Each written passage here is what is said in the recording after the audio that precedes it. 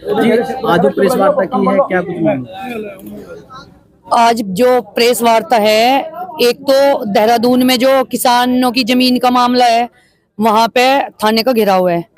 उसके लिए हमें वहां पे भी मतलब पुलिस प्रशासन से की मनमानी हम नहीं चलने देंगे। हमारा भारतीय किसान यूनियन वेलफेयर फाउंडेशन अगर कहीं भी उत्पीड़न होता है तो उसके खिलाफ हमेशा न्याय की ही लड़ाई लड़ेगा।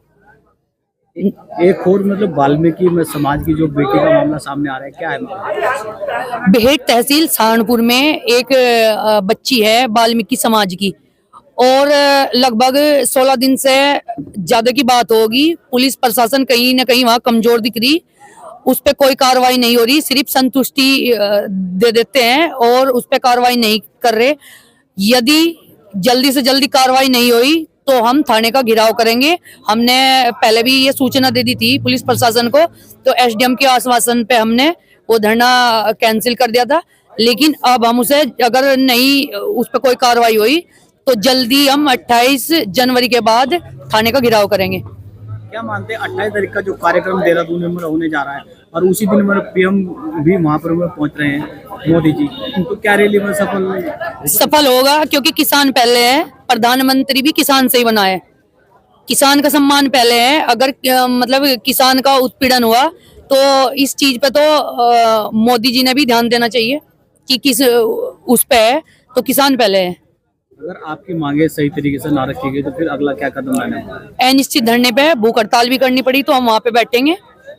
मैं राष्ट्रीय अध्यक्ष रितु सैनी, भारतीय किसान यूनियन वेलफेयर फाउंडेशन की। दूसरी बात, कहीं ना कहीं पुलिस कमजोरी दिखाई देती है। एक अभी परसों बहुत ही दर्दनाक घटना हुई। एक हमारी बहन है रितु धीमान, मुजफ्फरनगर उसकी शादी हो रही और बेटी वो सहारनपुर की है। उसका आईवीएफ प्रक्रिया से ट्रीटमेंट चला था और उसकी जेठ और जेठानी उसके बच्चों ने उसके साथ मारपीट की। उसके पेट में भी लात घुसे, मतलब उसका मिसकैरेज होगा। तो हम ये मुजफ्फरनगर की पुलिस से भी यही आश्वासन है हमारा कि जल्दी जल्दी कार्रवाई करें, नहीं तो हम वहां पर भी बैठने का काम करेंगे अगर उस बहन को इंसाफ ना मिला। मैं अरुण शर्मा, राष्ट्रीय प्रवक्ता, भारतीय किसान यूनियन वेलफेयर फाउंडेशन। मैं आप लोगों को ये बता रहा हूँ, 28 जनवरी को हमारे माननीय प्रधानमंत्री मोदी जी भी आ रहे, तो हम जो है भाई वो ना बता रहे पुलिस का मनोबल कितना ऊंचा है। जो आईपीएस अधिकारी है देहरादून के, वो भूमाफिया का काम कर रहे, पुलिस का नहीं। पुलिस अधिकारी तो है ही, वो काम बाद में है।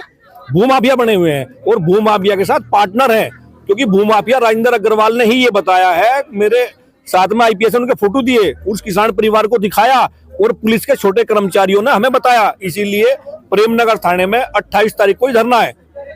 और हम चाहते तो यही है कि भाई मोदी जी को भी पता चले।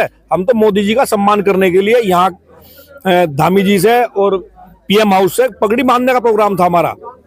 हमने किसान को पहले लिया, पगड़ी बांधने का प्रोग्राम, मोदी जी का स्वागत करने का प्रोग्राम पोस्टपोन कर दिया।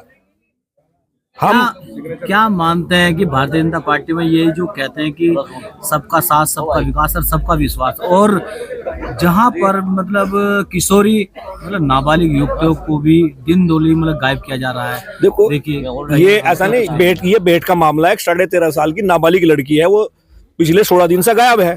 तो बेट अभी 28 जनवरी के बाद बेहट तहसील पे एसडीएम साहब ने वादा किया था, उसे हम बरामद करेंगे। वहां भी अनिश्चितकालीन धरना देगा। ये पुलिस का मनोबल ऊंचा है, इसीलिए गलत काम हो रहे भाई। वहां हम योगी जी को भी बताएंगे अगर ये गलत काम हो रहे।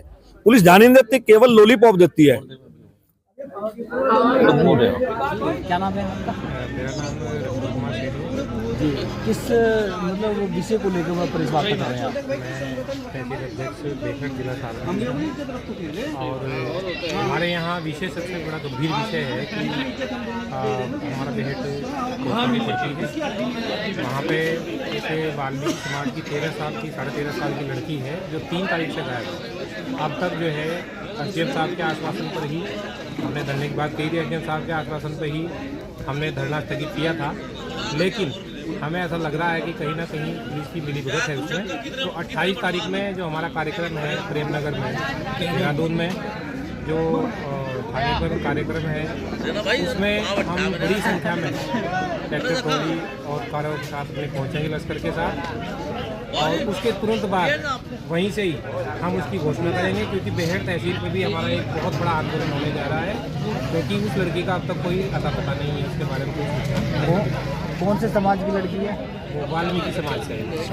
28 तारीख को ही प्रधानमंत्री नरेंद्र मोदी देहरादून पहुंच रहे हैं, तो आपको लगता है कि आपका कार्यक्रम सफल हो पाएगा? हाँ जी, जरूर होगा, क्योंकि हमारी जो मांग है वो गलत नहीं है, हम जायज़ मांग के लिए लड़ रहे हैं।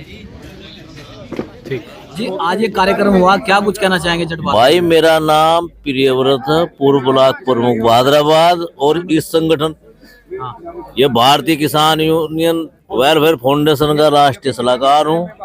और आने वाली जो तारीख है इनमें देहरादून के लिए ज्यादा से ज्यादा जनसंख्या में किसान जाएंगे, और जो जो लोगों की समस्याएं हैं, जो भूमाफियाओं ने कब्जे कर रखे हैं, उनके खिलाफ प्रदर्शन किया जाएगा और उनका जो होना समाधान किया जाएगा 28 तारीख में।